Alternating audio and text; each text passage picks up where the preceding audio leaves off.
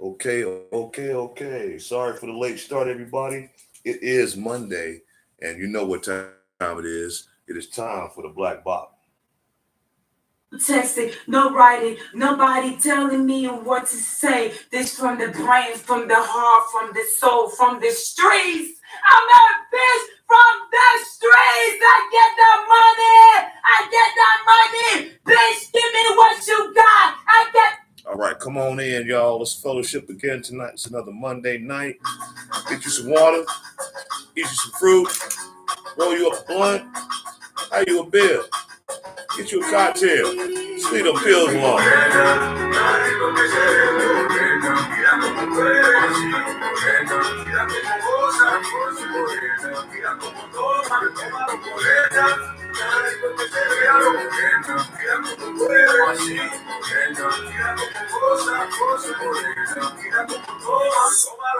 Esperando para tu tiempo, mi amor para ti no soy de ejemplo.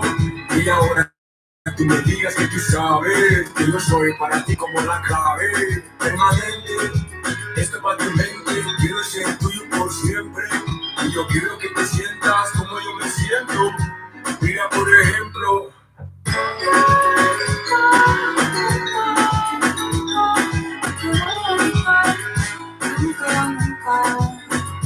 Siempre voy a estar aquí a tu lado, nunca me voy a cansar, solamente yo te quiero enseñar que tan caro es, fíjate que tan caro es, pero tu morena, nada de lo que se ve, mira cómo mueve así, mira cómo cosa, mira cómo toma morena, nada de lo que se ve, mira cómo mueve así, mira cómo cosa.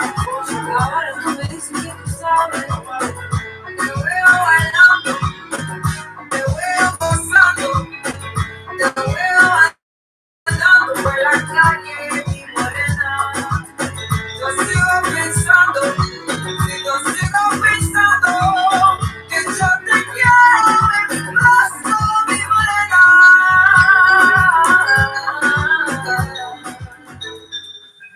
Yo te quiero en mi brazo, mi morena.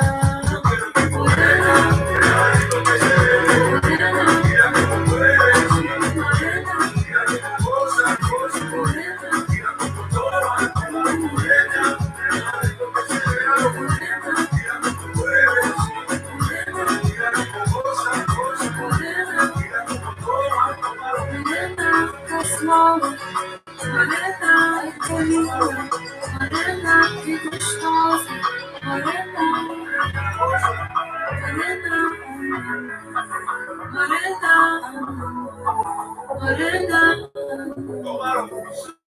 morena, ay, ay, ay, ay, ay, morena, ay, ay, ay, ay, ay, morena, ay, ay, ay, ay, mi morena, ay, ay, ay, ay, ay, mi morena. All right, come on in. We fellowshipping tonight. It is Monday night, and you are here at another edition of Black Box.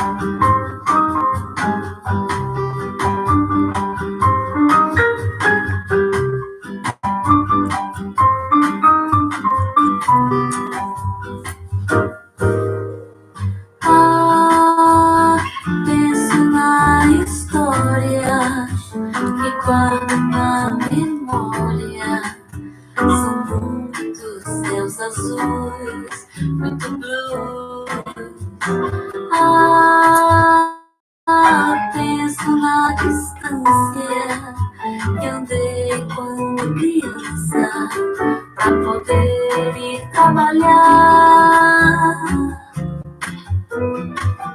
Eu já sei remar contra a maré, mas não venha me pedir pra andar de ré, pois é. Eu cresci no gueto, eu cresci completo. Não é você que vai fazer eu me enganar.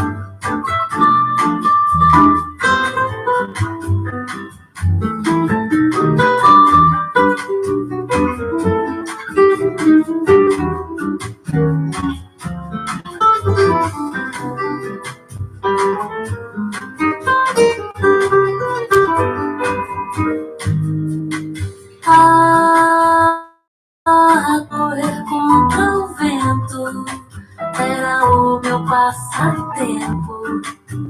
E o sol que batia ardia. Nem tudo era dureza, tinha natureza e um mar pra mergulhar. Eu já sei remar contra a maré, mas não venha me pedir pra andar de ré, pois já sou gato escaldado nessa trilha do descalço. Não é você que vai fazer eu tropeçar ou duvidar ou tropeçar ou duvidar. All right. Come on in. Show is late, but we starting. We still here. So pull on in, get them chairs, and let's fellowship tonight. So come on in, y'all.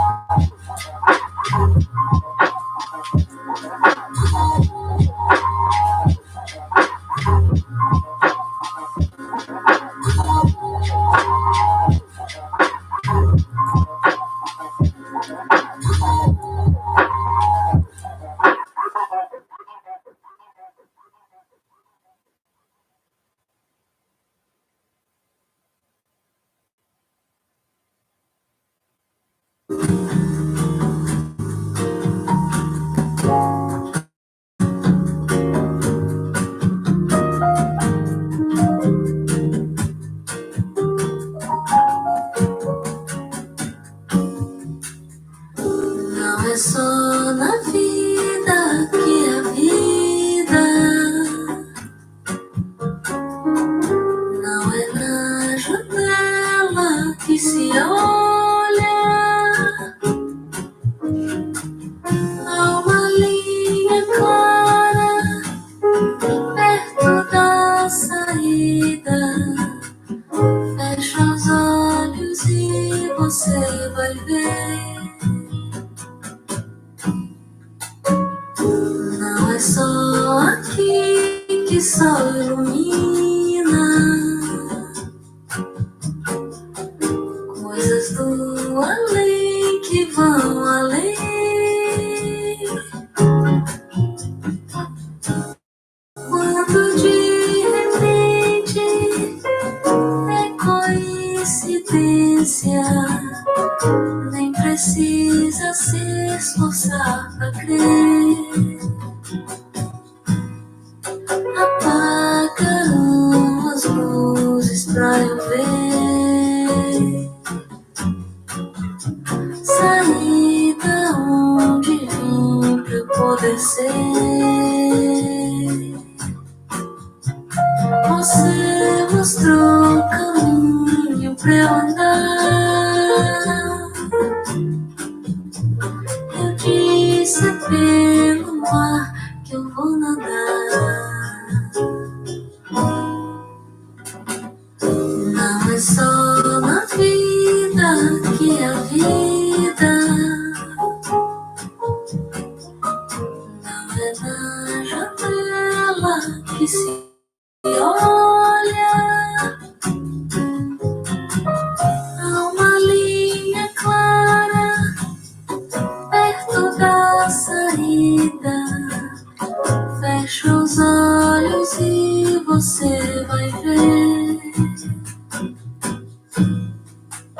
Não é só aqui que sol ilumina. Coisas do além que vão além. Quando de repente é coincidência, nem precisa se esforçar pra crer.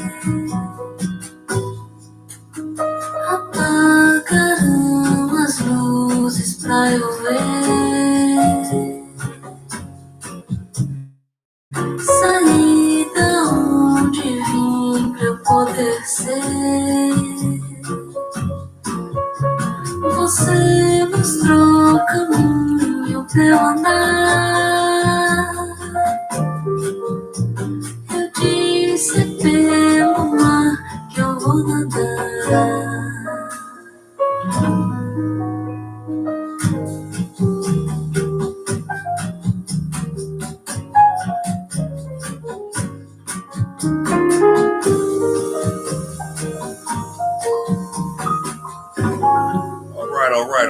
All right. Yo. What's up, DJ Kane? What's up, OG Fun Size? Hey, what's up, everybody? Come on in, pull in them chairs. Let's fellowship. Get you some water, get you some fruit, roll you up a blunt, have you a beer, get you a cocktail. Just leave them pills alone. The mugs will kill you. You hear Black Bottom. I know we all make mistakes. I know it's hard to change. Why wouldn't you know that you were causing me pain? And maybe I was willing to, but why did you let me give you much too much? Don't know what I expect. Tell me, did you mind too much? I had to lie to be by your side. Mama said blind. I found myself, found. I found myself, found.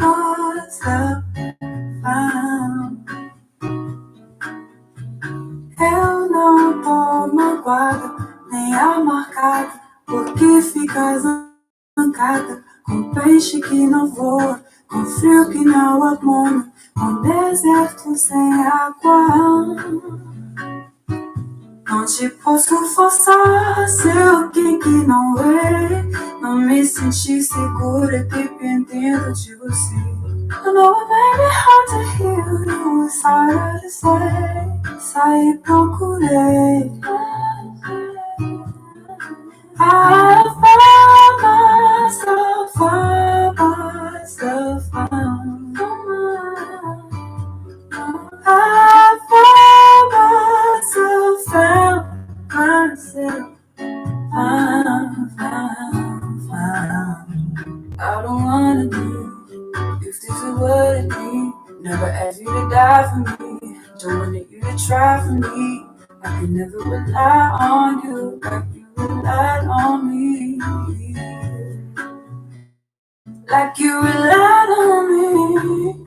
They say brush is meant for shoulders, not for lips. You really got me like a lip to lips. I feel know the truth and think to fantasy. Afraid that I don't see it's right in front of me. Found myself, I found myself, found myself,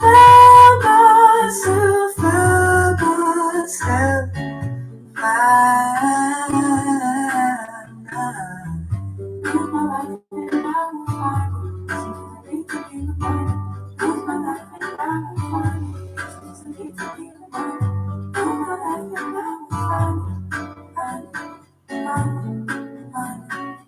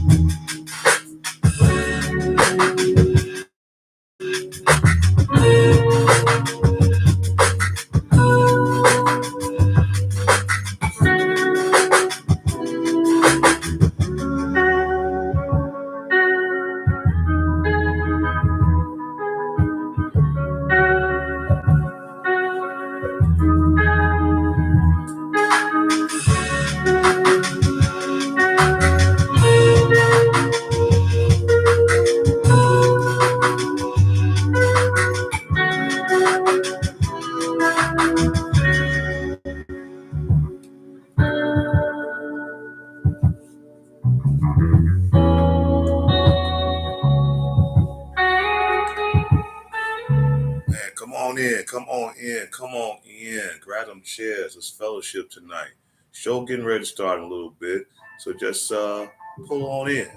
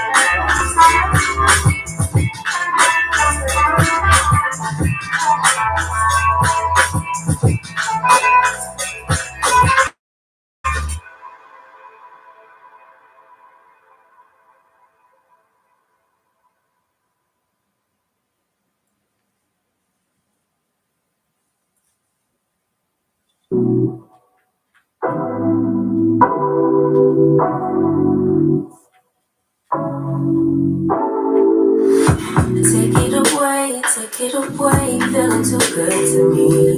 Chilling all day, all in your space is where I wanna be. Here in this room, what did you do? I just can't get enough.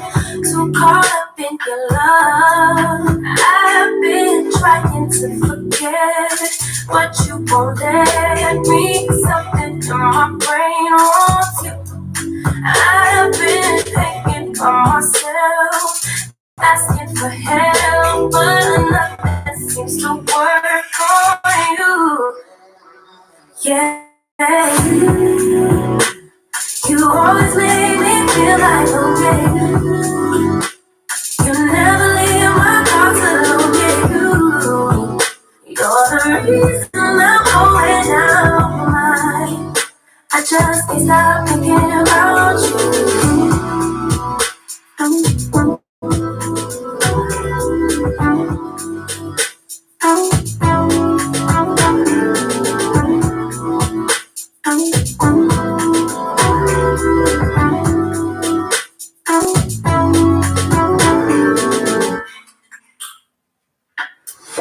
All that I into sleepers. Do we need space? Yeah, maybe a break. Boy, you're my weakness.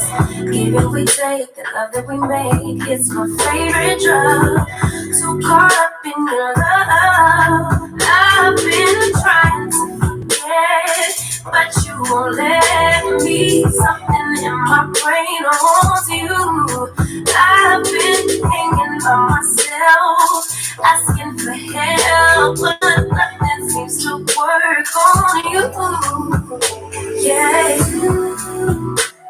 you always make me feel like okay. You never leave my heart alone. Yeah, you're the reason I'm going out of my mind. I just can't stop thinking about you. You got me feeling some type of way. You make me wanna stay here all day. You're the reason I can't get out of it. I just can't stop thinking about you. I just can't stop thinking about you. I just can't stop thinking about you. I just can't stop thinking about you. I just can't stop thinking about you.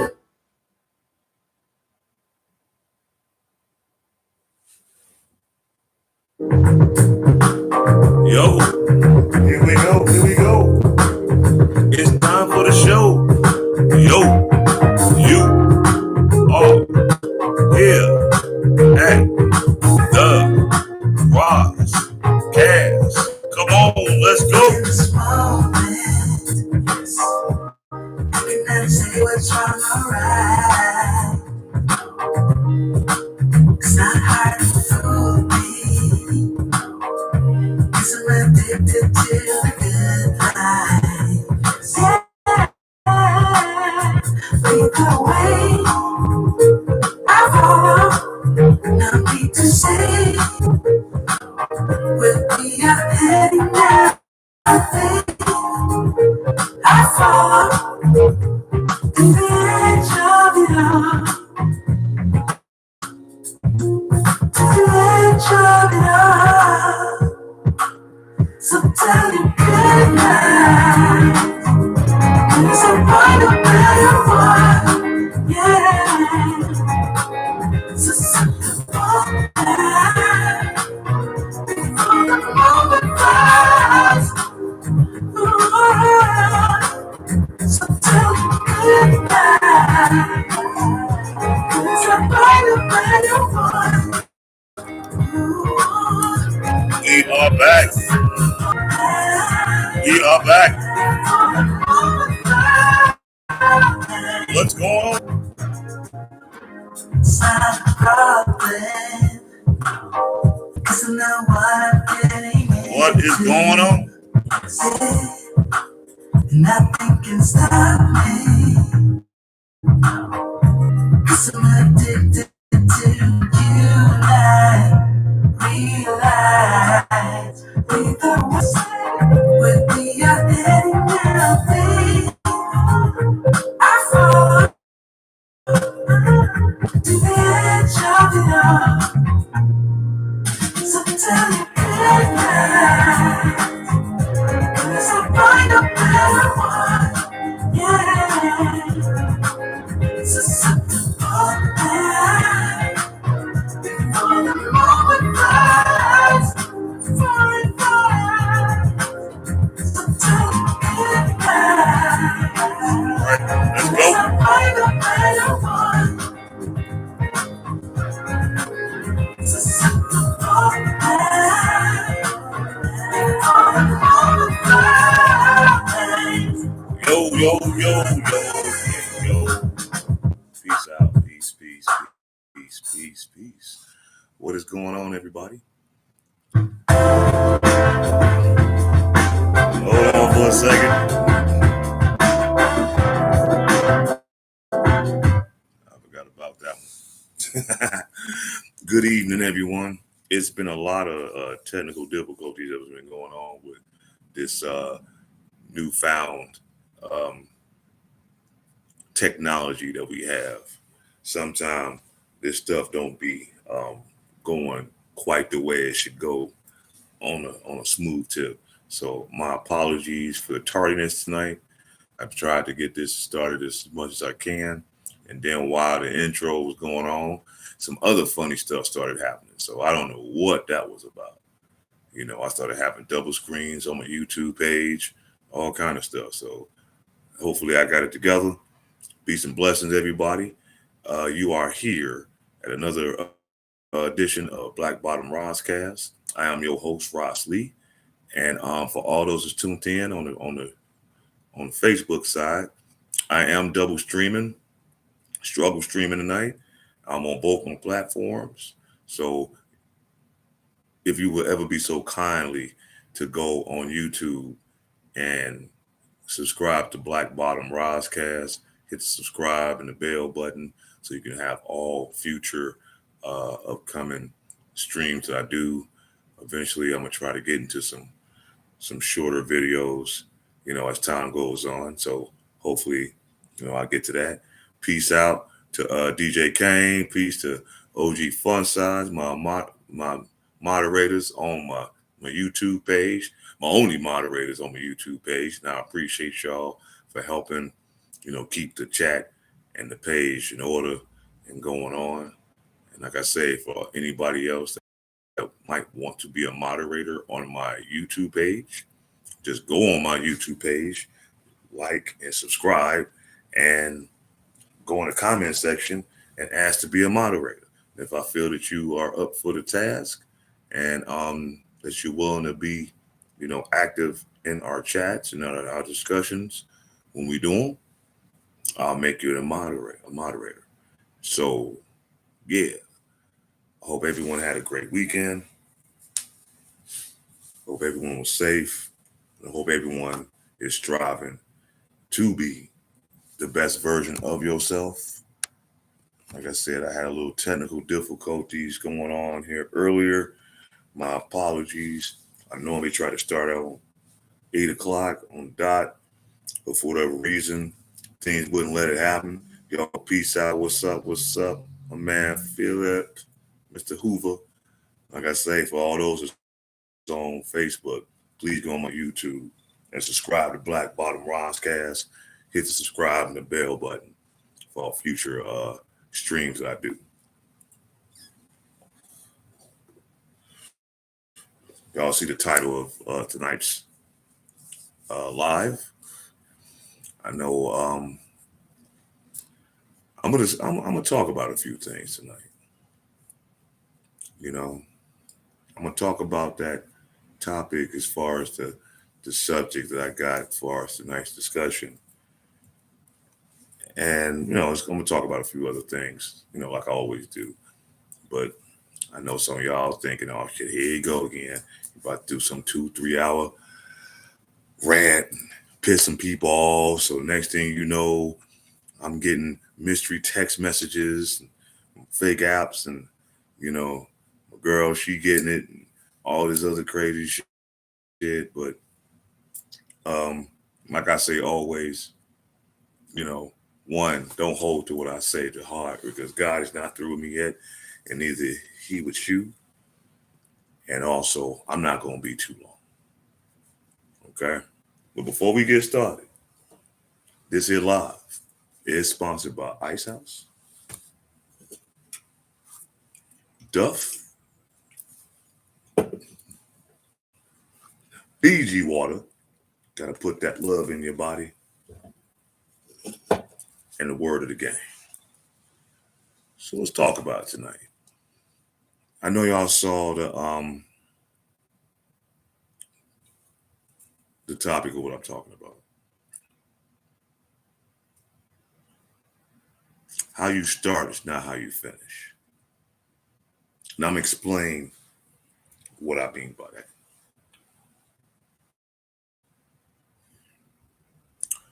Whatever it is that you set forth to accomplish, to achieve, to set out, it's going to be a long road. It's going to be a difficult road. It's going to be a frustrating road.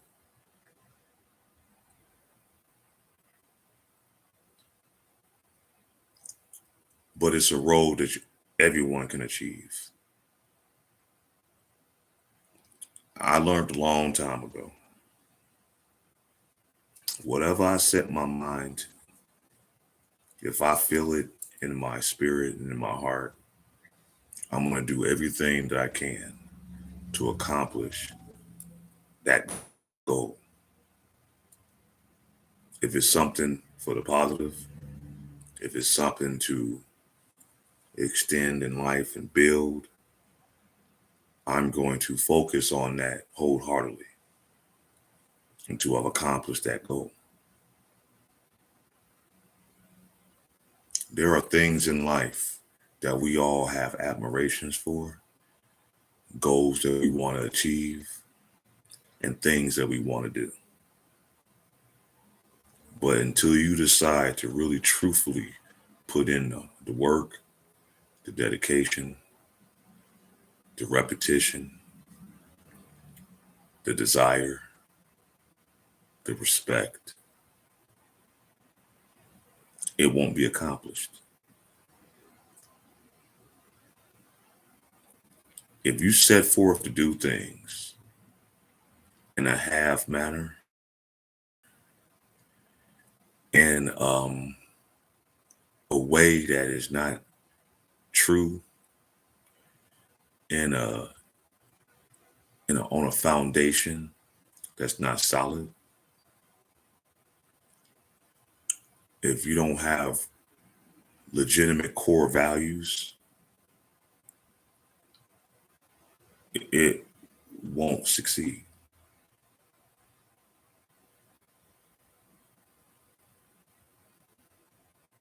If you plan on doing things for the sake of popularity, for acceptance from people, for some form of validation, and not truthfully do it for a common goal, not only just for yourself, but for those that are involved around you and those that you can affect. If you're doing these things for any other reason other than for some sort of self-righteous self-gratification, like I said, some validation, but just to so-called be seen, it's not going to be as successful as you would like it to be.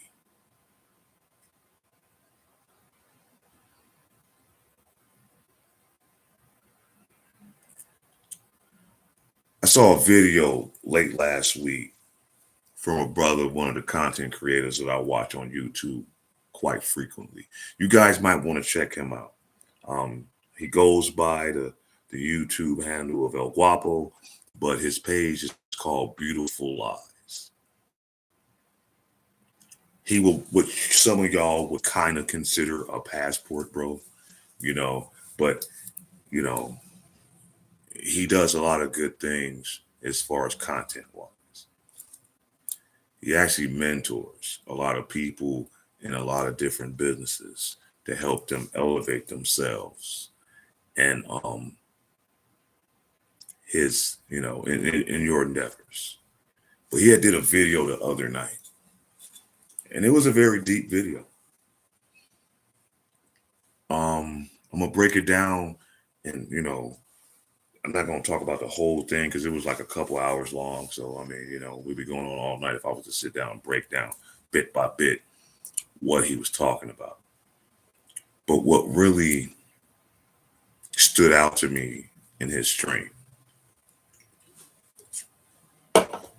is when he had showed an old video of himself from probably maybe about 4 or 5 years prior. And at that time, he was somewhat in a low point in his life. at that moment. He was recently divorced. It was a bad divorce proceedings. At the time, he was jobless, damn near homeless. And he was trying to figure a way out to better himself. So he was doing a video in his car. And if you look at his platform now, and then you saw that video, you'd be like, wow, he grew a lot. He did a lot of changing within himself, not only with his appearance, his presentation, his setup, all these things. You see, right now, like I said, I've been doing this for quite a while. I was on Facebook at first. It's been well over a year since I've really been starting to do these lives, like on a consistent basis, and roughly, on YouTube, pretty much for like the last 8 months, But what he was talking about really inspired myself to look at things a little deeper. And then when he got back to the actual video that he was actually doing, because he showed a old video of him in the car and him expressing what he's going through and just thanking those that were watching and hoping for, a different outcome as far as what he's dealing with right now. A lot of us go through a lot of different trials and tribulations in this life. No one said that it was going to be easy for us to figure out this whole thing that we do here in the world. To try to at least be comfortable, to be somewhat successful, to be able to take care of things without stress and strain. But when he was talking, it got me to thinking, about myself.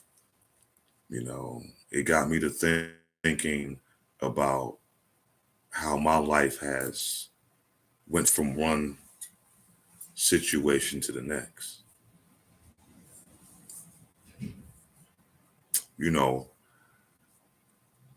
I came up maybe not in the most traditional households. I never met my father. I knew of him, but we never met. My mother got, she was a teenage mom when she had me. And she had situations going on in her life that she was trying to find and search.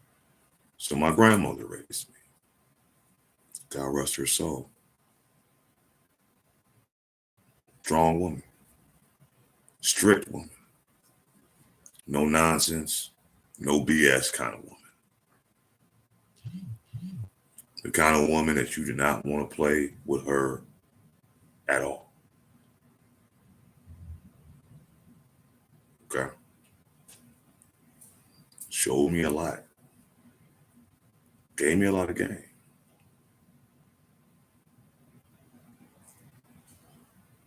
And I took that in as I got older.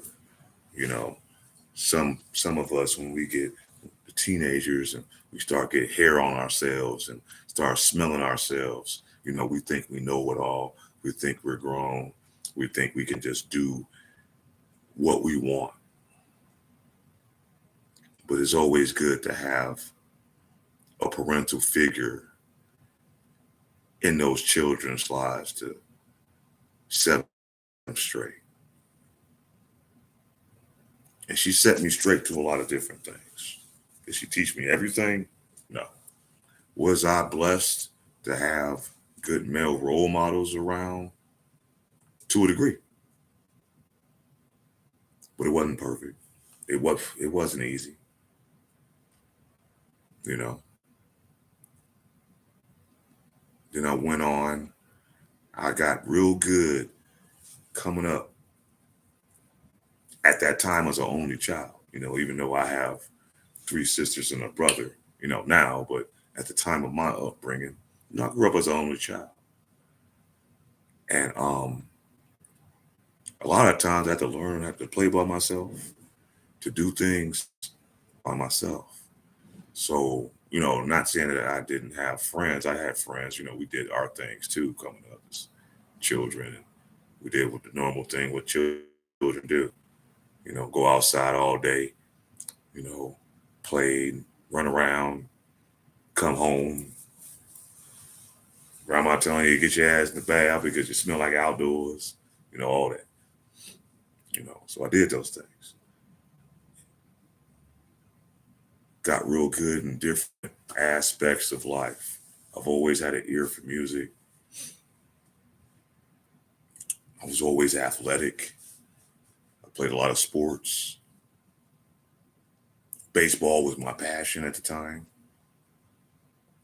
Many, many hours. Me and some of the neighborhood children back in the days used to play strikeout. I know a lot of you guys don't, today probably don't even know what that is.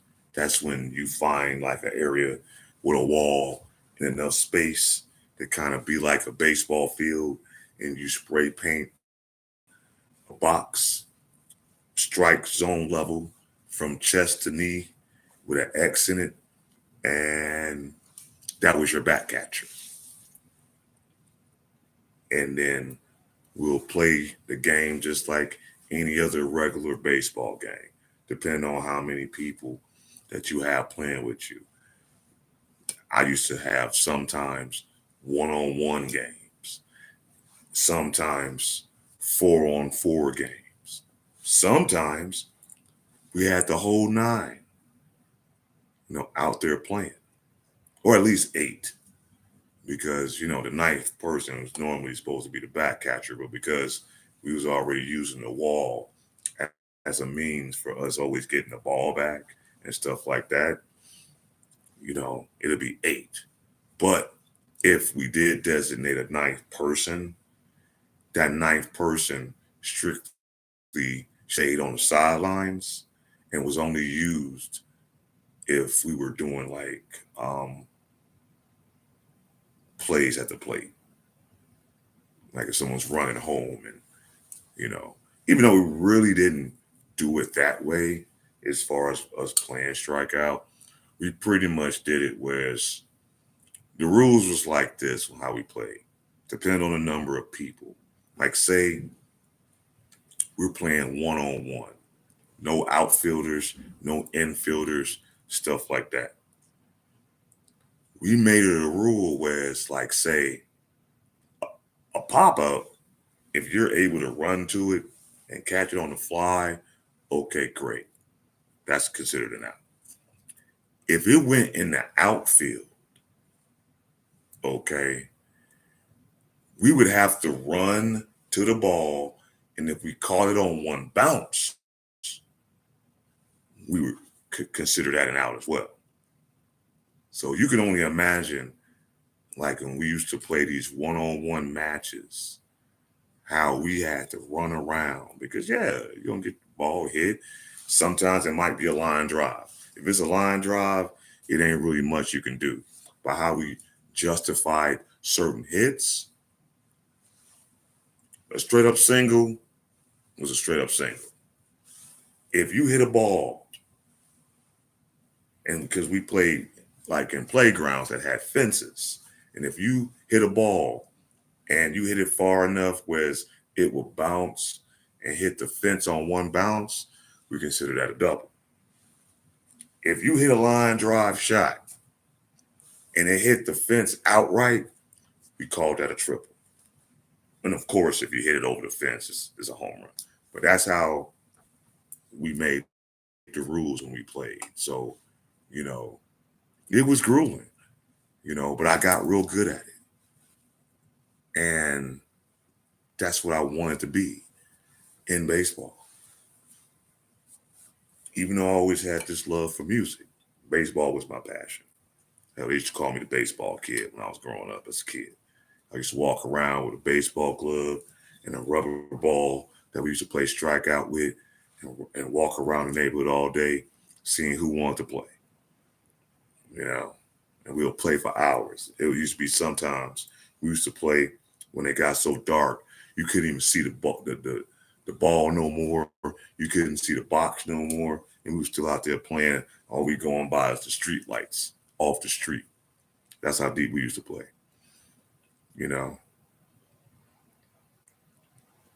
But I really wanted to do something with that. Play the league, was very good in the league. Played high school ball. Did very well in high school. To the point where I actually got a scholarship to Grambling University to play ball. And at this time, I became a very good pitcher. I was 15, 16 years old, throwing 90 plus miles an hour. I taught myself how to switch hit because I'm a natural lefty. Taught myself how to hit right-handed. When I was a child, I used to play in the backyard and simulate catching the ball. I don't know if y'all remember that game Off the Wall, where you just throw the ball against the wall. Everyone in the back got to catch it. That's how I improved my skills as far as fielding. Because not only was I a pitcher, I played outfield and also had a little stint in first base.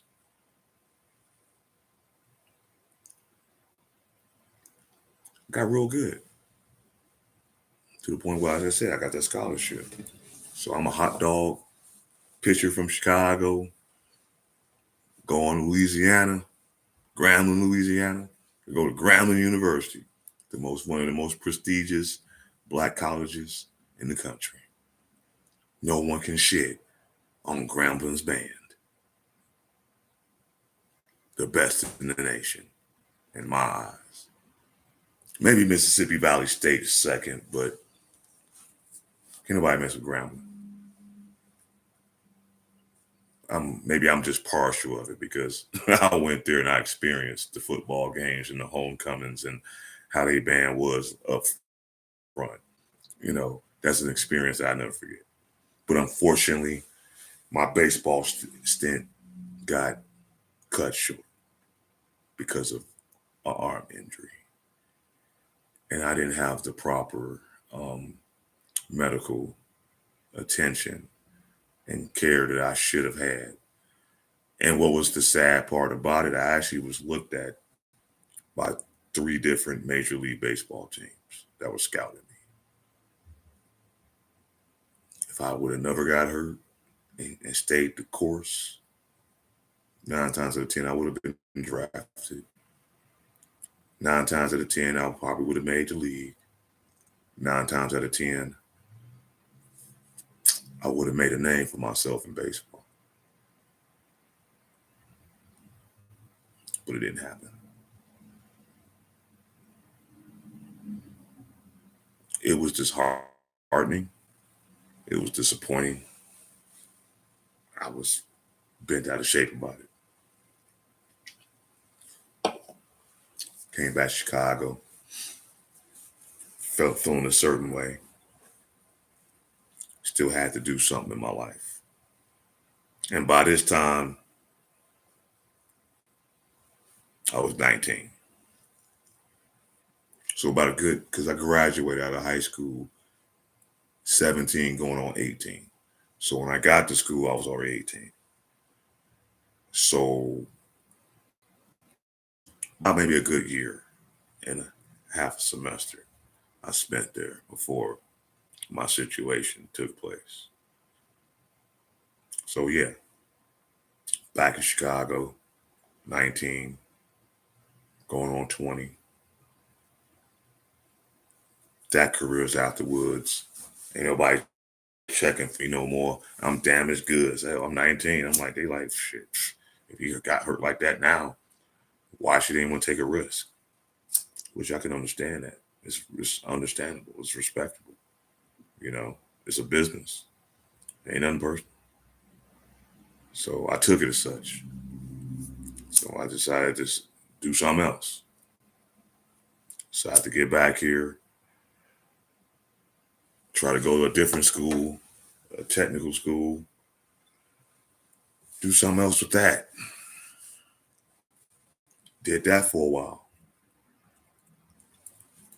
Went to DeVry. I was going to get into electronic technicians, the people that build computers and breadboards and know about resistors and all this other stuff. I actually had a class called digital math. I never heard of that. I never knew something like that would exist. But I had these kind of classes. Stayed in that for like a year and a half or so. It got boring to me. So I got out of that.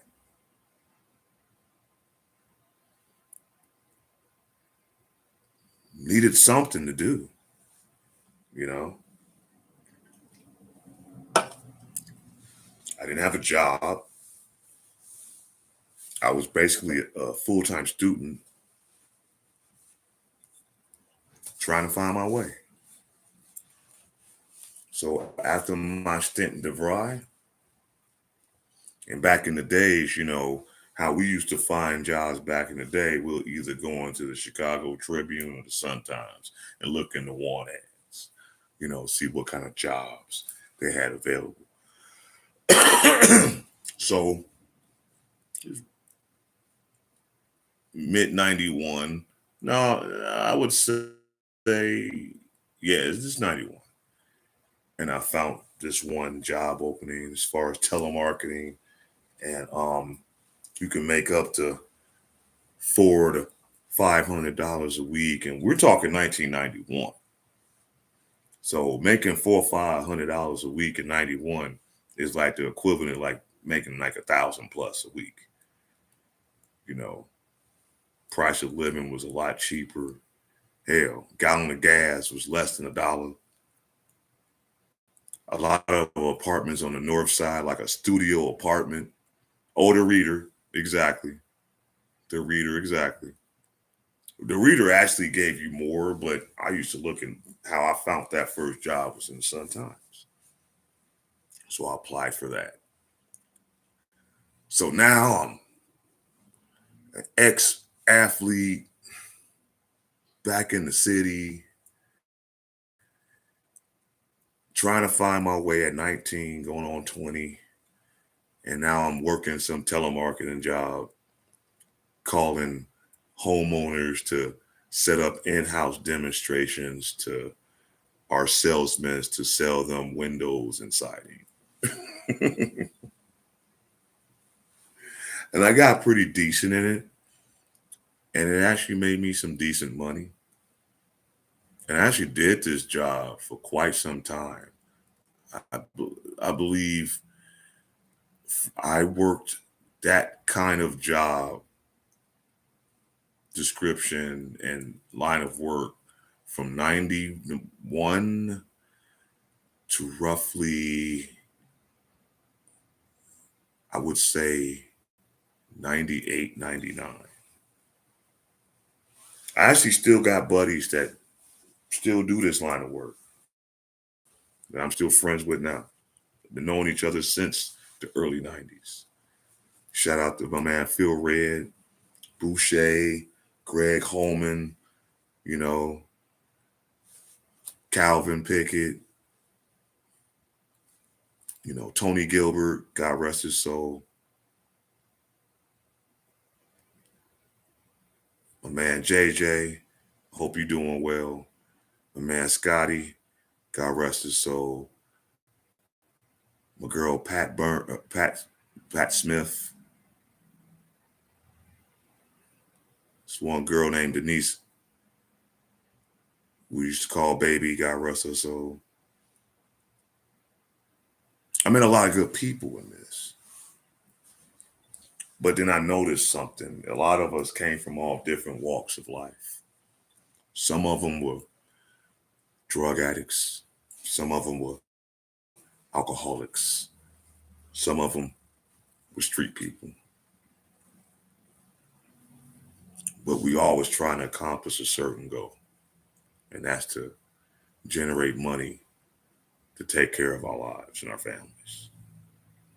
And at the same time, like I said, I'm a young youth. I'm trying to find myself.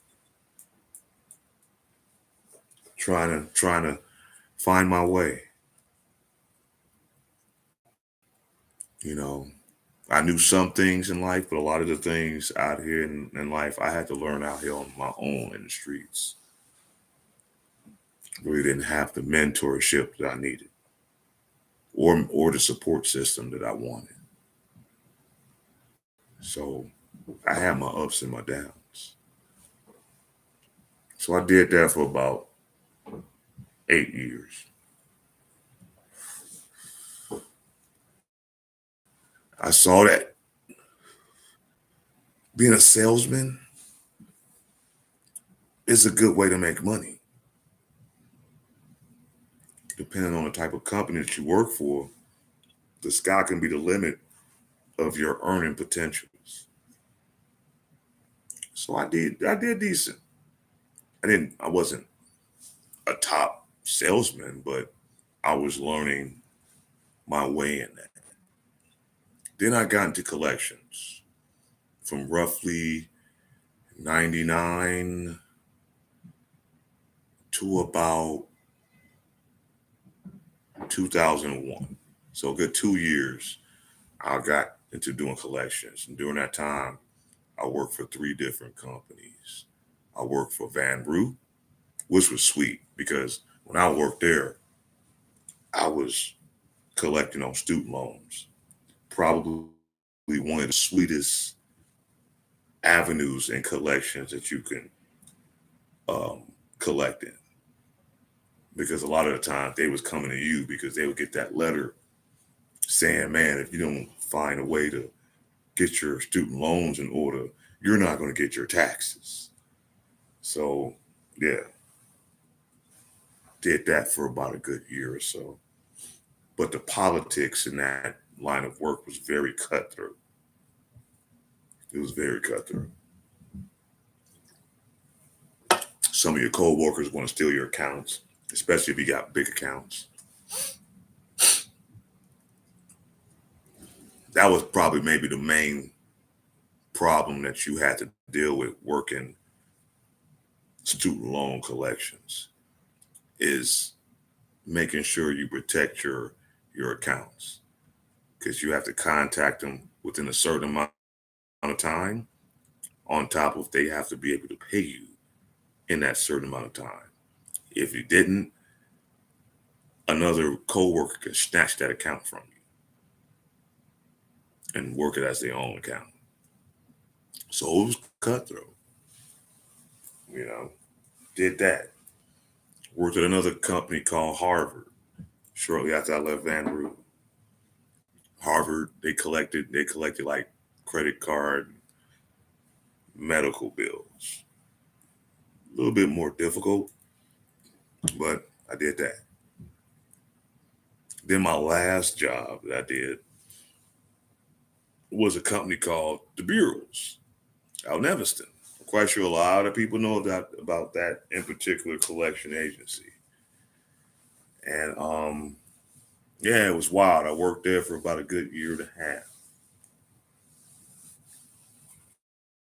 But their paper was so trash. Their debtors, the people that owed, was so, what's the word I'm looking for? Bummish. It was hard to really collect what they was expecting for you to collect. They gave me this astronomical monthly amount of money that I had to collect from old credit card and medical bill debt. And I mean, I did somewhat okay. I never got that goal though, because the goal was so fucking high. But I collected just enough money for them to always still keep me, because these certain jobs were like revolving doors. You could be there one day and 1 week and be gone the next. So you had to really show and prove that you was worth their time and them paying you to work these jobs. And I stayed at the bureaus for about a good year or so. About a good year, a few months. They wanted to fire me, but they couldn't fire me because I still collected more than enough money for the higher ups to be satisfied with what I did. But I got tired of the politics and just the management of who I was working up under. So I wound up quitting. Went back to the other shit that I know, as far as in the window sales. But by that time, the whole market got saturated. It wasn't as plentiful as it once was, like say in the early and mid 90s. It got kind of watered down. So, like say the money I was making in 93, I wasn't making that shit in 2001. Then the bullshit happened. 9/11. Fucked a lot of people up on a financial level. For whatever reason, a lot of jobs didn't want to hire you during that time. And at this time, I was once living up north for a number of years. So back in like 01, towards the end of 01, early 2002, I decided to move back to the South Side. Biggest mistake I made. The South Side wasn't the South Side that I grew up on or knew of in the 70s, in the 80s, and in the early 90s. South Side of Chicago changed. And I'm from the Southeast side.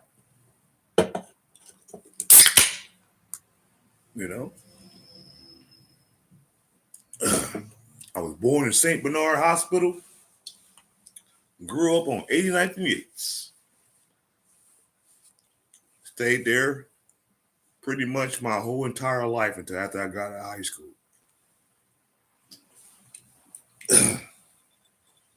Yep. When I got back to the South Side, I decided to move to fucking 68th and Laughlin, the heart of Inglewood. These were areas when I was a child, a teenager, I avoided. Anything west of State Street, I didn't really fuck with you. The only reason why I did go out there, like say in the early 90s, because see, by this time, I wound up moving to Hazelcrest. I moved in Hazelcrest, I say around late 91, early 92. Stayed out there. But one of my co-workers, God rest his soul, Tony Gilbert, he used to live Southwest. So me and one of my buddies who I grew up with, we used to always hang out with him. Did a lot of things back in our days when we was in our 20s. We did a lot of wilding and fouling. I got to doing some hustling shit on the side. Got good at that. Got real good at that. That was pretty much the brunt of my monies on a lot of occasions. Because, I was young. I wasn't taking these telemarketing jobs so serious then. If I knew I was going to make some money on the streets, I'd tell them mugs at the job, hey, I can't come in today, man. I'm sick. some bullshit. After you had got established at a lot of these jobs, it was very hard for them to fire you because they didn't want to pay the unemployment, you know. But when 9/11 hit, a lot of jobs were laying people off. So I wound up getting unemployment, moved back to the South Side, had a roommate, one of my buddies who I've known since high school, and I was trying to find my way. During this time, I had already got more in tune with my music. So see, I had been always a music head, whether it was house music, reggae, whatever the fact was. But in the late 90s, I started dabbling and wanting to perform. So that's when I started writing my own reggae songs. I wanted to be this enigma in the art because reggae was real popping in the early and mid and late 90s and early 2000s, real hard. And I wanted to put my hand in that. That was another love of mine that I felt that if I put my mind to, I can accomplish it. Someone told me a long time ago, you won't make it in it. And that just gave me more motivation to prove them wrong. So I'll put a lot in it. I'll put a lot of effort in it. I'll put a lot of time in it. If anybody remembers me living up north in the mid 90s, if you saw me on the train up north, you always saw me like this on the train, writing songs, writing poems, writing hooks, writing choruses, writing just different ideas, writing titles, just whatever was coming to my mind at that time. I used to have a book bag with me all the time with all different kinds of paper. I wish I still had the bag that I used to have of those years when I used to write, because I would pick up whatever was close to me, whether it was a napkin, whether it was an envelope, whether it was a sketch pad, whether it was a notebook paper, whatever it was, whatever paper that was around, I had to grab it and start writing because I wanted to keep that idea fresh in my mind and not forget it. You know, because a lot of times in our life, we have so many different things rolling through our minds. We can come up with some of the greatest ideas if we put our minds to them. But if we don't put it on paper, then it was just that. Some of us just record ourselves all the time and they can pick it up that way. But during those days, we didn't have like smartphones and shit like that, like how we got now. So everything was more manual. So I had to, write a lot of things down. I just kept building that. I just kept building that. Just kept building that. So by the time I'm on the South Side back in like 0102,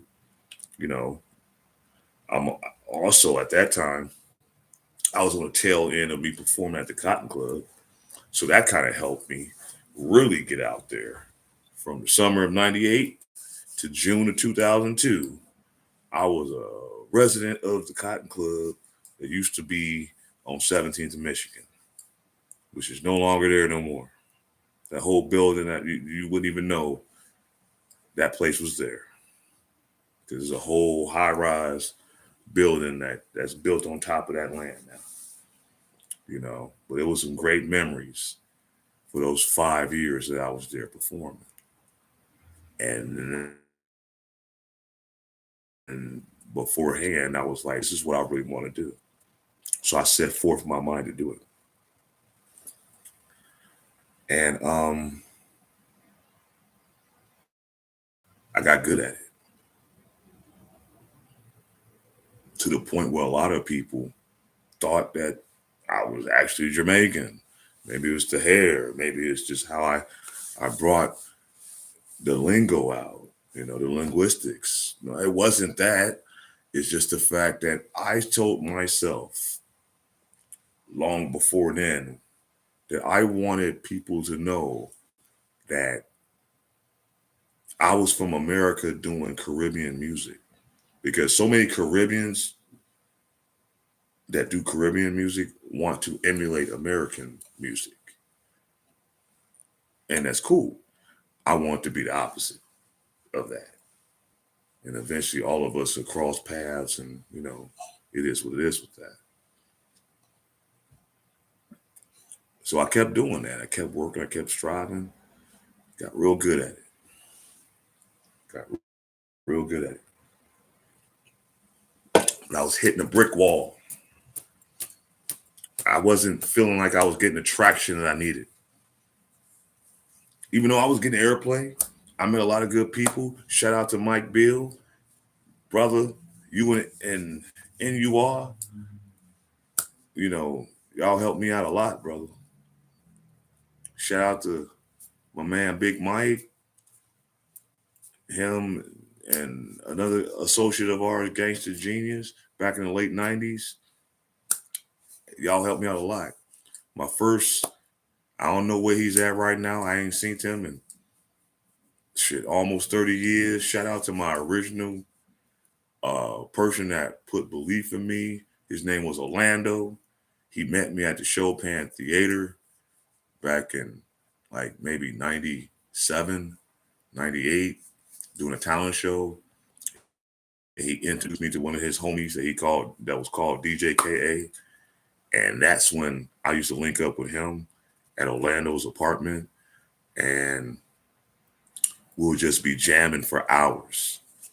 And back in them days, we didn't have the CD capability of recording and stuff like that. So we was recording off cassette tapes. So I'll come up in there with about 2 or 3 90-minute Memorex or Maxell tapes.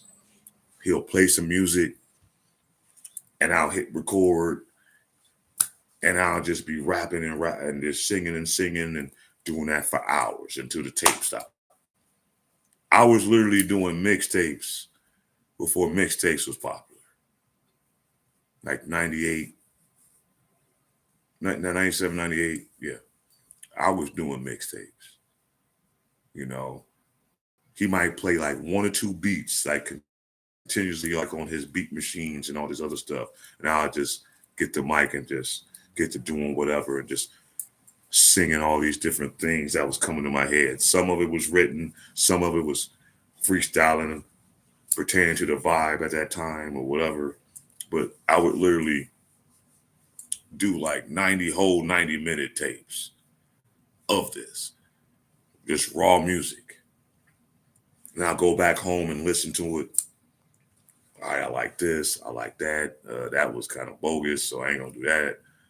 And that was another form of how I built up my level of performing and doing music. During the latter part of the Cotton Club days in June of 2002, sorry. I was at a crossroads. I didn't think I was gonna go anywhere with it. I didn't think that I didn't have the backing that I needed. I had plenty of motherfuckers at the Cotton Club giving me like these business cards, wanting to be my manager. I had a situation with one dude. He wanted to be my manager, but he was kind of suspect to me, and he set me up for a fucking photo shoot. So I'm there, and he wants to get in the photos with me and doing all this zesty ass shit. And I looked at these photos afterwards, and I was like, I'm not about to put this shit out. I forgot the dude's name. That's just how less important he was. But that was some beginnings of some of the things that artists deal with in the music industry or in the industry as a whole. Somewhere down the line, regardless of your talent, you're going to run across some zesty ass motherfucker that's going to hope that you bite their wire. And they're going to give you some fucking spiel that, man, this just might help you get a little further in this shit. See, I was naive to a lot of the different things. Like I said, if I would have had like certain mentorship in certain aspects of life, especially in that, then they would have told me, you better be careful about who you interact with in this business. Because you're going to have some people that, regardless of how talented you are, you're going to have some people that's going to test you. You're going to have some people that's going to want to see how far and how bad are you willing to make it to get to whatever level that you're trying to get to. And a lot of times they do this not just for the fact that they're just a freak bag ass motherfucker. A lot of them do it just to have something to hold over you. When you get too big for your britches, when you're not following the status quo, when you just say and do things that just will just have people like, and I think we need to get rid of him. Always said, some of my friends in the day can probably attest to this. I said, man, if I was to really make it big in the music industry, I would probably only have a small circle of that time because of my mindset, the things I believe in, my own thought process and things like that, my love for our culture, my love for our history, and my disdain for those that has done nothing but to keep us down and to keep us oppressed to the point where now we're doing it to ourselves. I'd have probably said something in an interview that would have got me killed. Oh, I'm sorry. I'm on YouTube as well. Delete it. Well, y'all heard it. Hell, I'm not monetized yet anyway. I would have said some things that would have had some of the higher ups looking at me like, we need to get rid of him. Now he's becoming a problem. So let's set something up where you find him dead in the hotel room with crack sprinkled over him. Oh, y'all didn't know? Ross Lee was a drug addict. He used to, behind the stage, behind closed doors, he was a woman beater. He did all kind of things. He was doing all kind of debauchery. And with no proof or whatever, if enough people talk that shit, y'all believe it. Y'all would believe it. What's up, Big Mike? I was just talking about you. Just talking about how I met you when I was a young youth trying to work into this music, how I got up with Gangsta Genius in the late 90s, how I was trying to do my thing, how I interacted with Mike Bill, all those things, man. From my time at the Cotton Club to my last time in June of 2002, where I didn't know what I was going to do.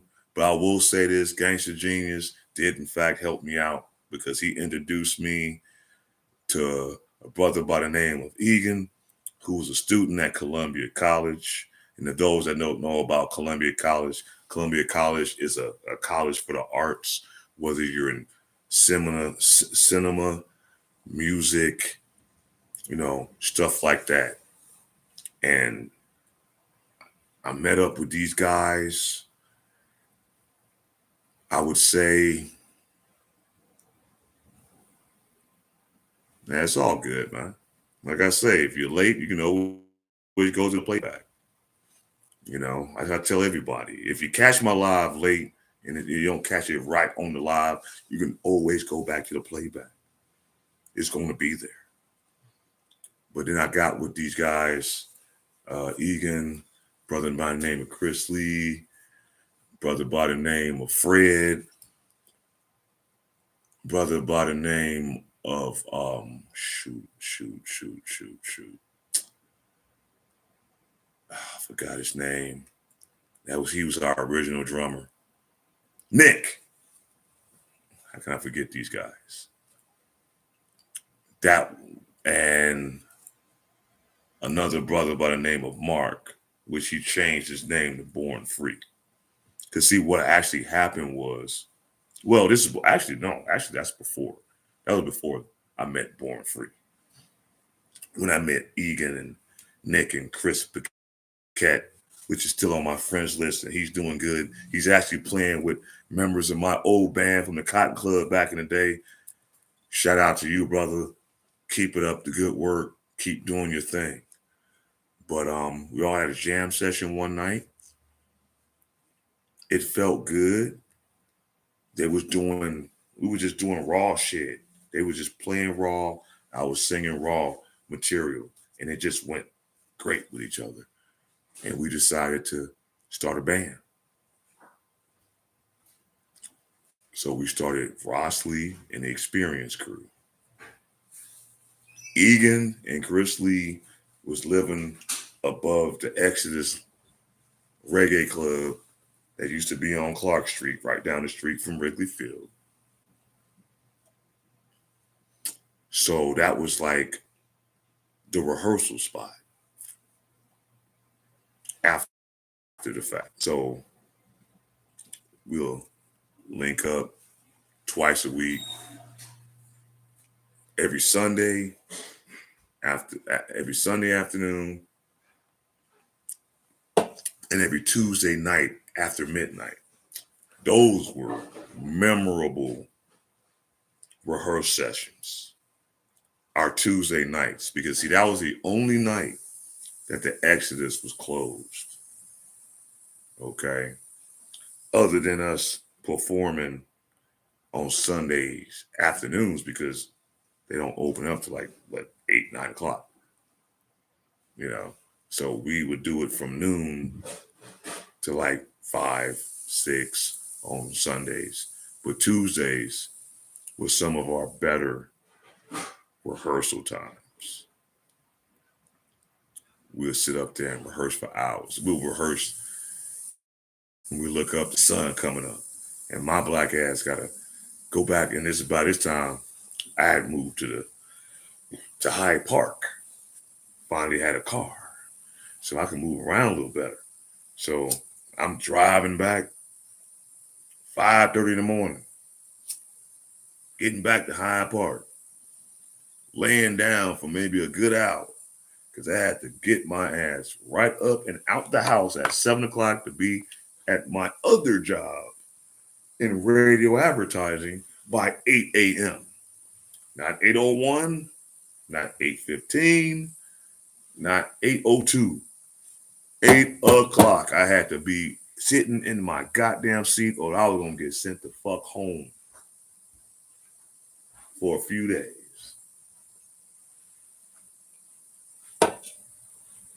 It was interesting, but I was still trying to find myself.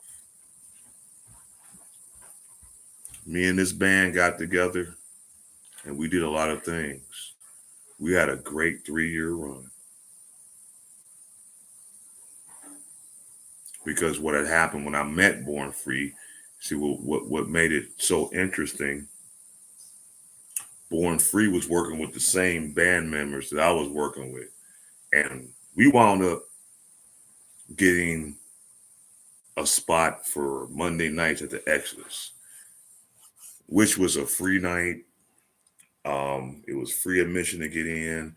It wasn't the headliners coming in to perform like how they do from Thursday to Sunday. And, just walk-ins could just come in there. And they really didn't have a band. They were really just have like someone DJing. But since my band members that lived upstairs got kind of good with the owner, they asked them, could we do something here on a Monday night? So, which in turn, we started doing Monday nights at the Exodus. And it wasn't a paid gig. I mean, we were just starting off as a band. We're just trying to get our music out there, get a following. And at first, you know, any given night, 10, 20 people walk in there, get a drink, listen to a couple of songs, walk out. Because they walking all up and down Clark Street. Especially when there wasn't no Cubs games going on. And a lot of the times on Mondays, there wasn't any Cubs games going on. So traffic was very light. But as time went on, word started getting out like, hey, it's this band that's at this bar, at the Exodus that just, just there on the free night. You might want to check them out. Then we started getting traction. Then crowds started really coming in. Then crowds started to come in, get their drink, and stay. They wanted to check out the show. They let us do 2 45-minute sets. First set would start at 10 o'clock. We'll do that to about 10:45. A DJ again for about a good 30 minutes to maybe an hour. And then we'll get back on and close out the night. That was a cool setup because it was a good mix. Now they're getting some traction. Now keep in mind, this is a free night. So them getting the bar, they was making all just the straight money. And we wasn't getting paid shit. So it was like, he didn't care. At that time, we didn't because we just wanted the exposure. And then next thing you know, what had happened, how More Life Experience came about. My band was working with Mark. He was doing live hip hop with the band. I was doing live reggae with the band.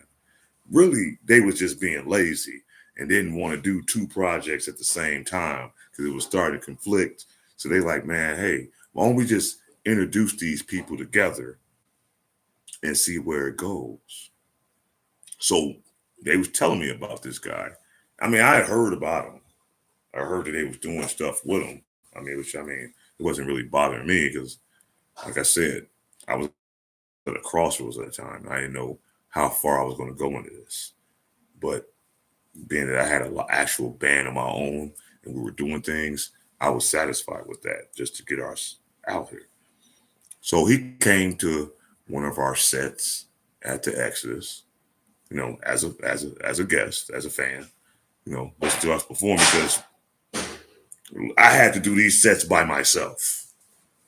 I was the sole lead singer of this band doing 2 45 sets every time we did a show.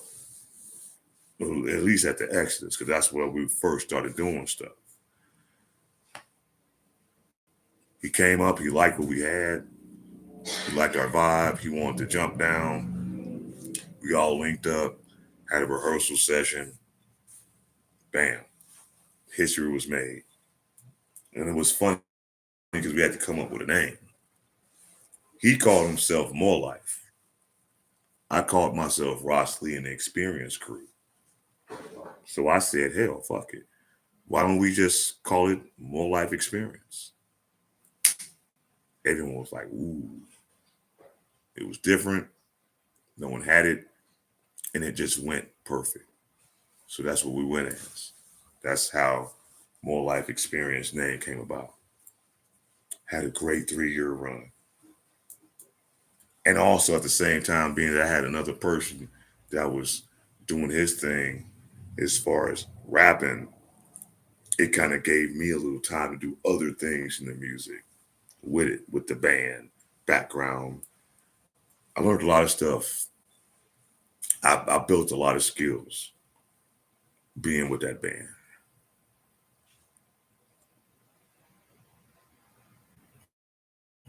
I wish I still had some of my music left. The last CD I had, somebody stole it.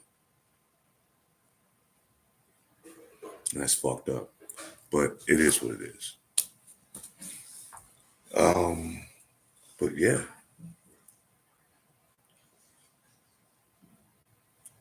How you start is not how you finish.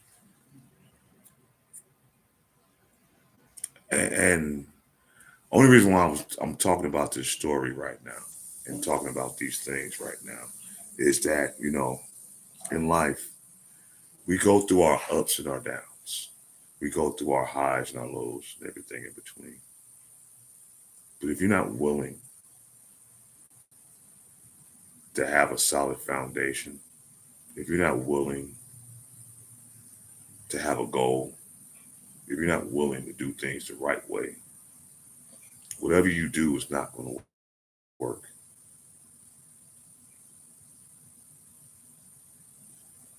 So when I saw El Guapo's video last week, it really hit me because it's like, man, I remember when I was struggling. I remember when I didn't know what my next meal was going to be. I remember when I was working just for the payday to come to be broke. I remember not being able to take care of my bills.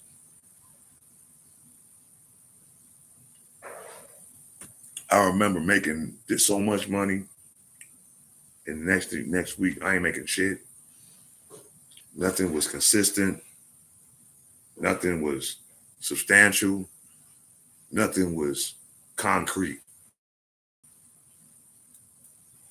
until I got out my ass and decided enough was enough. When I decided to stop feeling sorry for myself and blaming everything but myself on my shortcomings. And the only reason why I'm saying that because, like I said, yeah, we had a 3-year run with this band. It was wearing us out. It was wearing me out. I needed a break. Things and attitudes and relations just changed in it. And they wound up kicking me out of a band that I helped found. How about that? Told me I wasn't good enough no more. And a lot of the shows that we did, people wouldn't have came if it wasn't for me being on stage. I'm not saying it's just my horn. Yeah, I'm that good. If anybody knows and seen me perform, they know I'm that good.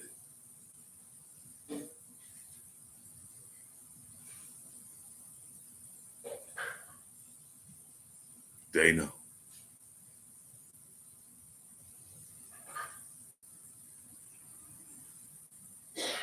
Anything I put my mind to, I've succeeded in to a degree.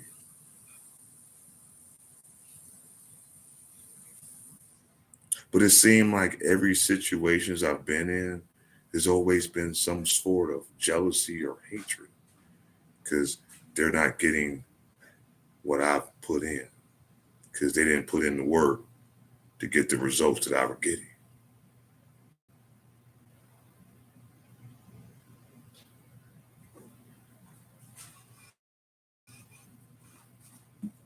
You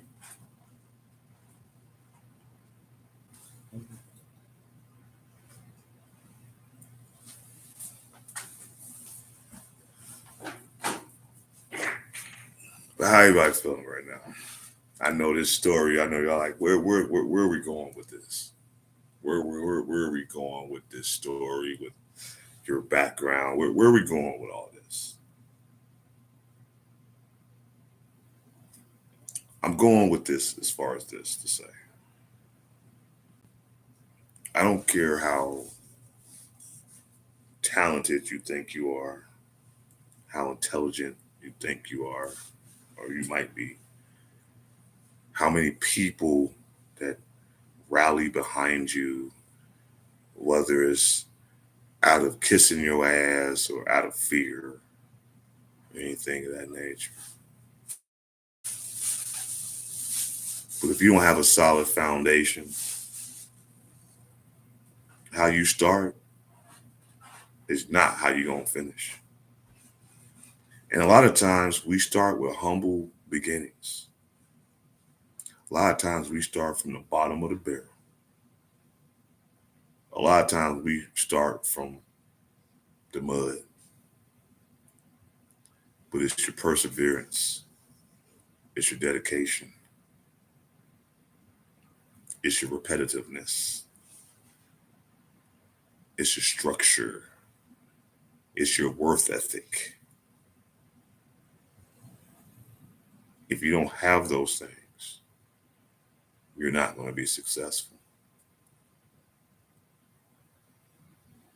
If you expect someone just to always hand you something, be expected to have them always want something from you.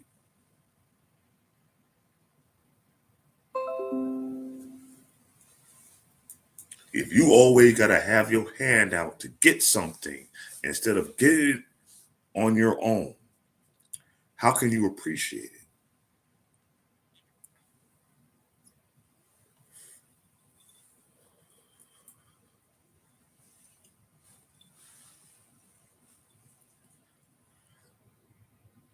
Once I decided after 13 years or so in the music to let it go, because I went down that road as far as I could go, I didn't have any regrets. One, because it just wasn't fun anymore. Two, the industry was changing. It was getting more and more fruitier. It was getting more and more staticky. It was getting more and more hectic. And I didn't want to be a part of that in particular thing. Just like when I decided to get into this club shit and just this year just retired 11 years of this, of that. And what's so funny, I hear more shit about this club world shit now than when I was in it. And I'm really kind of tired of hearing it. Because what I'm seeing, what I'm hearing, what I'm witnessing, what I know is that a large portion of the people that's in this ain't in it for the right reasons. They're not in it to really help. They're not in it to make a real difference. They're in it for money. They're in it to make it easier for them to bend someone over. They're making it. They're doing it for some fraudulent popularity status.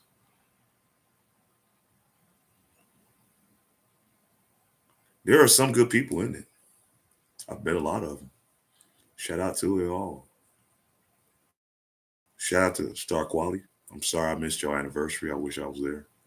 Had other things I had to take care of as far as my family, so I couldn't get there. But I was there in spirit. I rocks with y'all.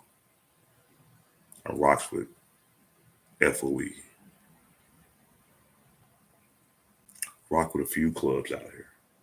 I rock with UH. UH saves our asses a lot of times. Back when a punk motherfucker told niggas don't come to our shit. And y'all believed him. Y'all followed him. When a punk motherfucker said don't fuck with them.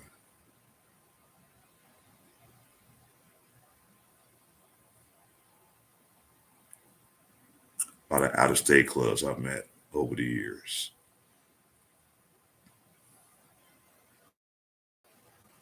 You know, I put my heart and soul into that. Went out, even when I didn't have a car, to still support you people.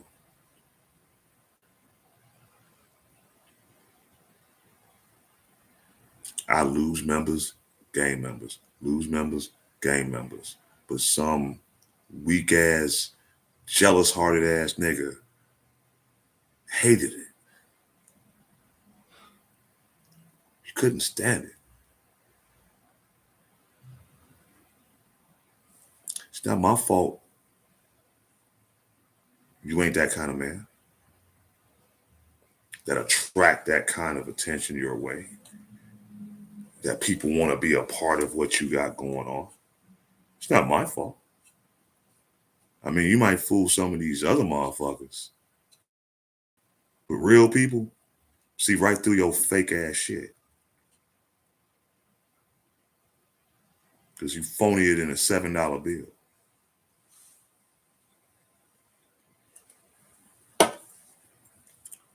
Put in a lot of time, a lot of effort, a lot of money. And when I got to the end of the road, I felt it was that time.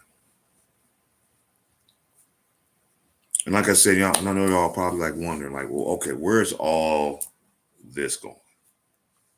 Where's all this going?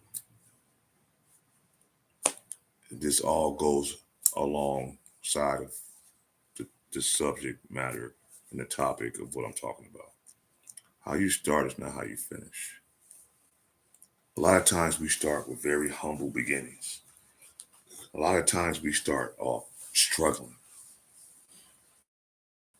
wondering how we're going to get to the next stage of this, wondering if this is even going to benefit us. I could say this, and I know a lot of y'all want to try to brush what I accomplished over these last 9 years up under the rug. But I beat a lot of odds. My club beat a lot of odds. The people that stayed true to my circle, we beat a lot of odds. So y'all thought that y'all was going to intimidate us, blackball us, fuck us up, and we was just going to just put our tails between our legs and just cry and just quit. No. I kept showing you the kind of leader I am.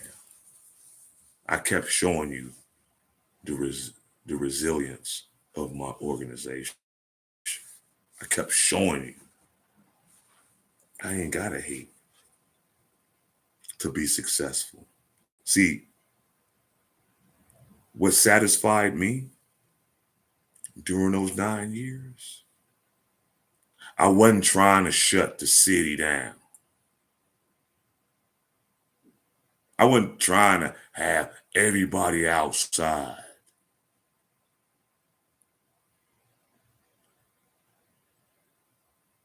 I wanted those that truthfully and honestly wanted to be in our company. Whether it was 30 people or 100 people, we didn't care. You didn't see me the next day after a club set that I just knew it was, we barely made payout. But these are supposed to be events that we're supposed to utilize this money to help the community.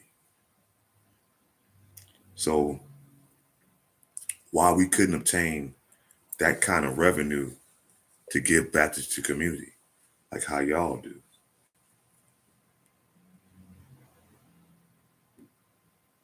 why is it that our club sets had to be so scrutinized that I had to really make sure we had shit taken care of before the night so we can at least have something in our treasury to put back into the community?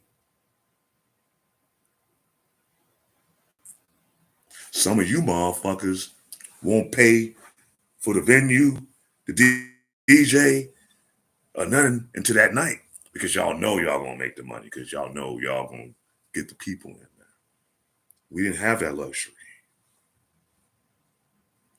We had to suffer from a lot of haters, a lot of obstacles, a lot of whispers in the dark. And I ain't talking about V103. But we kept going. Wasn't gonna stop.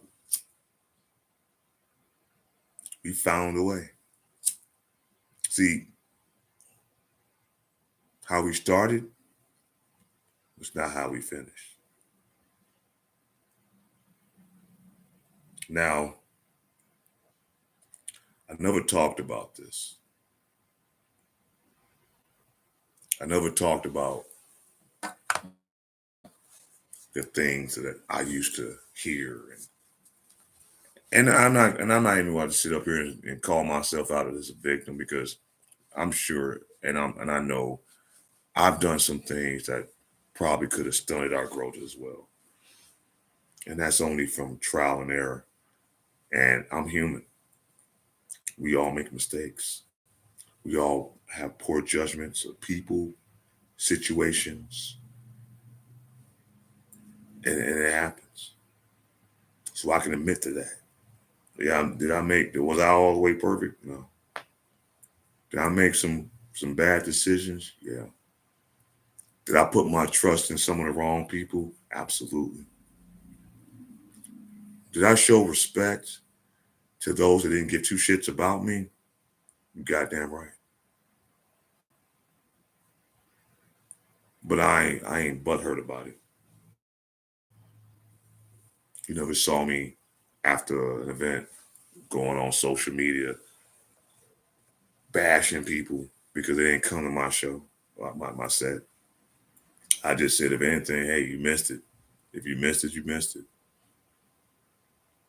For those that didn't, man, we all appreciated you being there. We had great fun. Had a good time.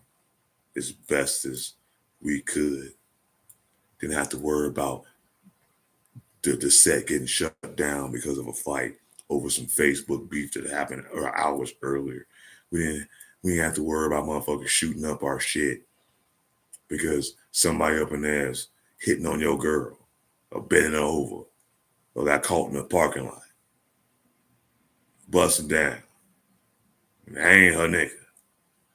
It ain't my fault. It ain't my fault you niggas got 8 baby mamas and 29 kids in this shit. It ain't my fault. But I know some of y'all want to put that kind of stigma on me because I don't move like how some of you niggas move. I ain't that bloodthirsty for a validation or acceptance for some things that don't mean shit. They ain't helping for shit. What is that doing for our community? How many women you done hit? How many motherfuckers you done popped off baby with? What is that doing for our community besides overpopulating it more and fucking it up because you ain't shit? If you ain't shit of a fucking parent. What is that really doing for our community? It's making it worse.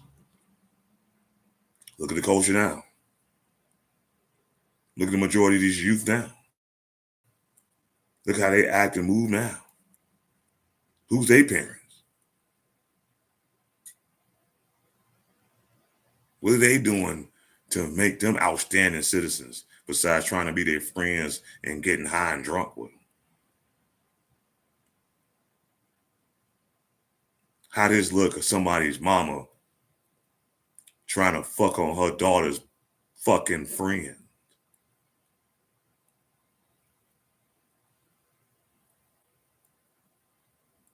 Some of y'all are mentally ill. Some of y'all are just using this shit just to keep up the debauchery of your own fucking life. I pray for you.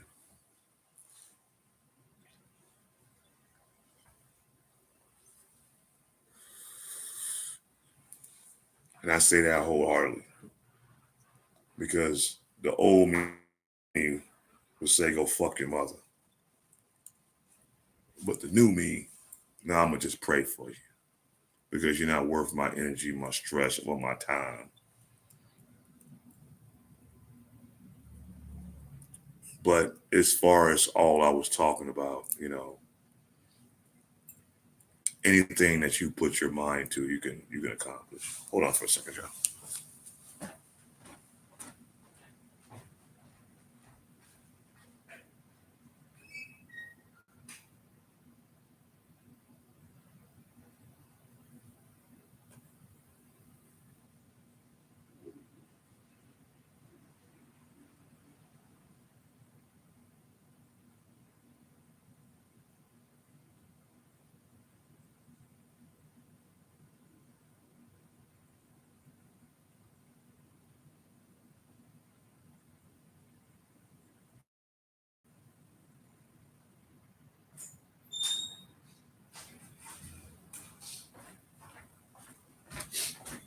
All right, back. Well, as I was saying, to put it in a nutshell, anything that you want to accomplish that's worth something, you're going to accomplish it when you put your mind and your spirit and your soul into it. Don't let nobody say you can't do anything. Don't allow negative people to discourage you from anything that you want to accomplish, because you can accomplish anything you put your mind to if you truly believe in it. But you have to truly believe in that. I don't regret anything that I've done in the 52 years of my living on this earth. I don't regret anything that I've done. Maybe the only thing that I regret doing is giving too many people the benefit of the doubt that didn't deserve that doubt. That's probably the only thing that I regret that I did. Because if I would have came at this certain thing in a certain manner, a lot of y'all probably been like, man, this boy is a nutbag. I ain't the one that you want to cross. Just know that. Just know I spared a lot of things and a lot of people.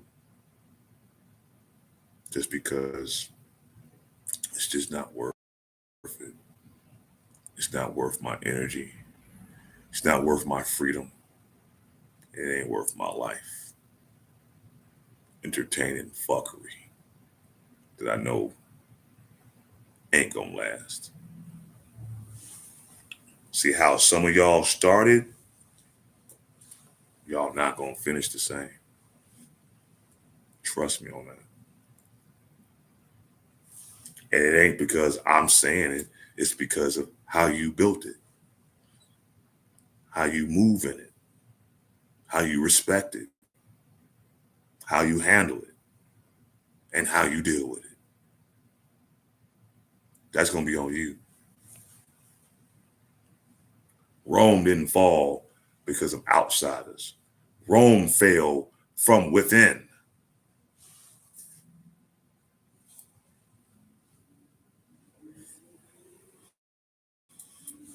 This country is not going to fall from outsiders. This country is going to fall from within. Certain people in certain communities are going to fall from within.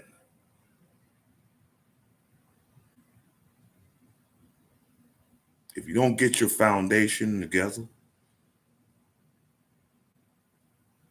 if you don't have better structure, if you don't have proper guidance, whatever you're trying to do is going to fall. What up, Calvin? CMB. We just talked about some of our history earlier on in this live stream about how all of us used to get down back in the day.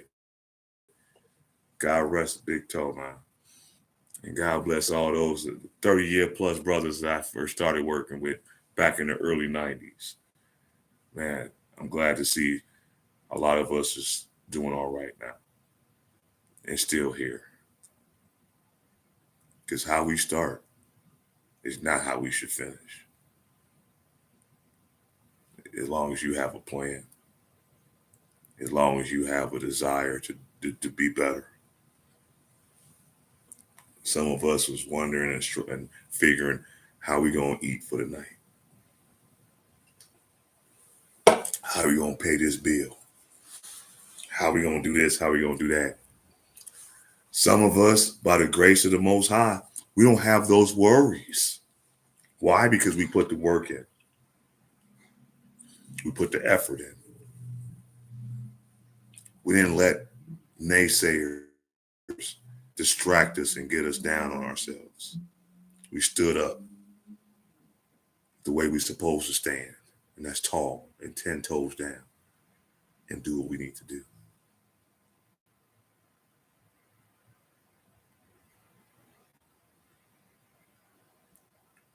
Anybody that ever doubted anybody as far as what you can accomplish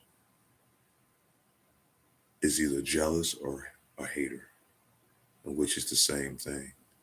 So 9 times out of 10, they hate on you. Let them hate. We had plenty of hate in our years. We was doing this other stuff because a person's only going to hate on someone that's doing something worth doing. Couldn't understand how they getting these people to come and support them, how they getting these people to like them, how they getting these people to have respect for them. Motherfucker, ain't your business. Maybe if you took the time to get out your ass and not be a punk, maybe you'd have found out. Well, I know you don't give a shit, so it don't matter. I know you're glad that you don't see me, but you still see me. You just don't see me. I'm like Sagwa Fair, motherfucker. I'm everywhere. I'm at another point in my life right now. Like I said,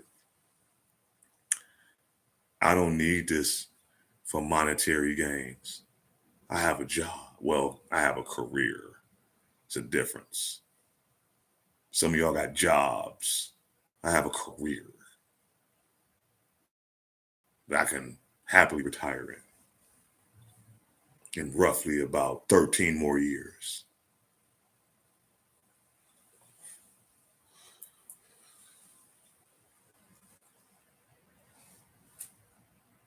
I have a family that respects and loves me. I have associates that I have great respect for. People I've known for decades. You new motherfuckers. The ones that do that booty chatter. I don't care 2 shits about how y'all think. Cause it ain't stopping shit what I'm doing. You know that, oh yeah, he broke, he got this, he got fucked up shoes and all this other stupid ass shit that y'all be saying, like you used to say. That shit didn't hurt me. It just let me know how petty bitches was.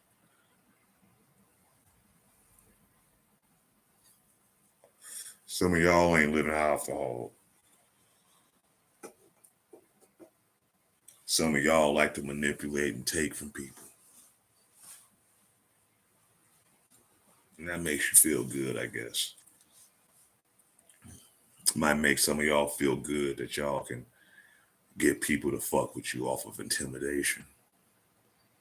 Not true respect and love. I see some of y'all all the time complain and bitch and moan on the book. I just laugh at y'all. That's y'all's problem. Ain't mine. You ain't stopping what I do, how I progressed, how I live. I didn't really want to, do a rant. So I'm really not, because it's not going to really solve anything. It's not going to really prove anything. I've said enough times about certain things and circles and situations and people. I've said enough of that. I don't have to keep talking about that, because that shit's irrelevant. Just like my baseball. It's in the past. It's a memory. Just like my music. It's in the past. It's a memory. It's like dealing in this social club bro shit. That's in the past. It's just a memory.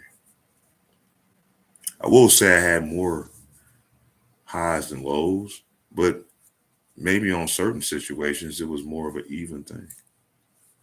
I deal with a lot of hate, a lot of resistance, a lot of strife.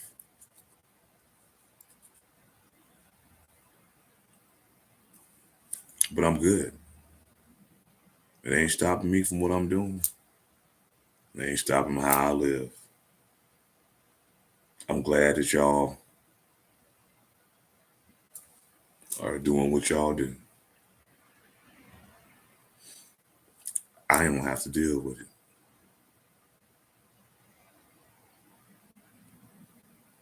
Not at all.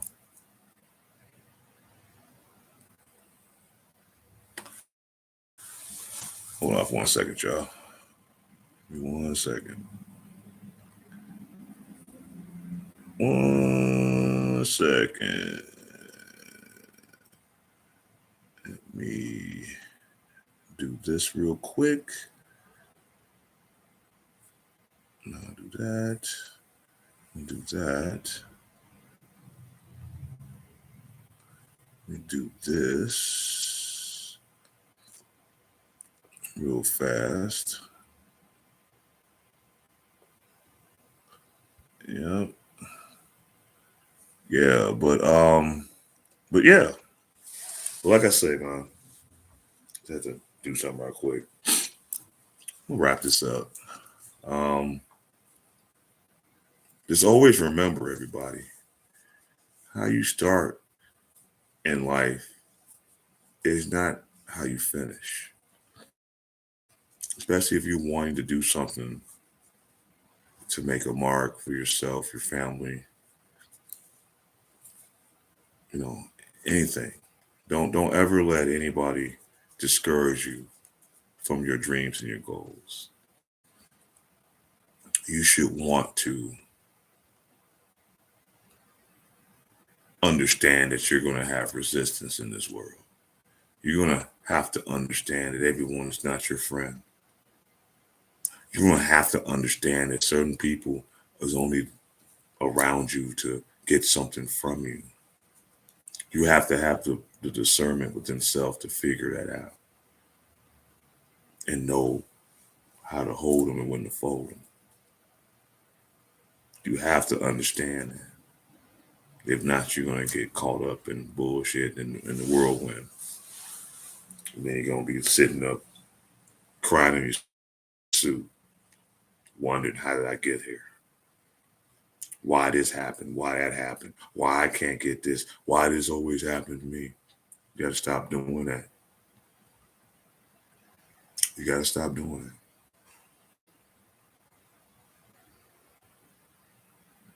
There's something much greater that's in store for you. But if you don't believe it, you won't see it.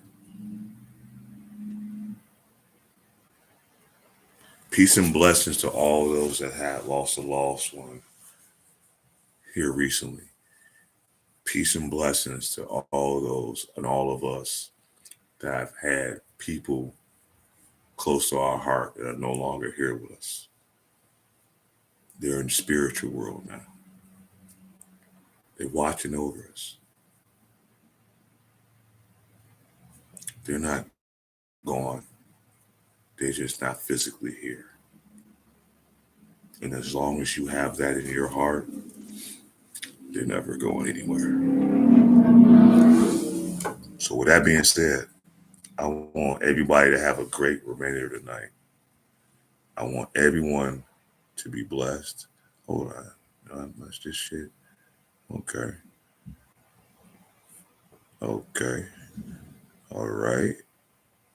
I want everybody to be blessed. And we're about to wrap this up. Yo, as you know, you are here at the Ross Cast. Peace and blessings. Have a great night. I hope you have a positive remainder of the week. And as my man Simple the P always used to say, God rest his soul, I want you to want as long as you live and live as long as you want. Peace. I fall, no need to say where we are heading now, babe. I fall. Tune in, subscribe to Black Bottom Roscast. Hit the subscribe and the bell on YouTube. If you have any other topics and ideas and things like that you want to talk about, either inbox me on Facebook or hit me up on my Black Bottom Roscast at gmail.com. Spread the word. Help me build this platform, y'all. I'm humbly struggling right now. But I'm gonna make it. Because how I start is not how I'm gonna finish. So everybody have a good night.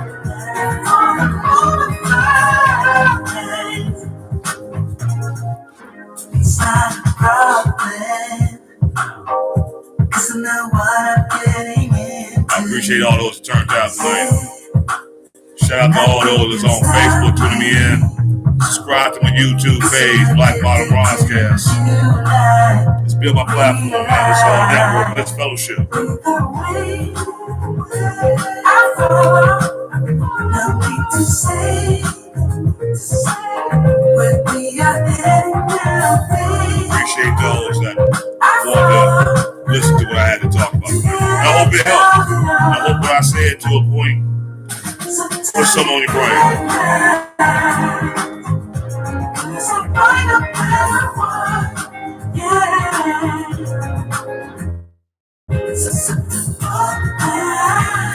But yeah, y'all have a great one.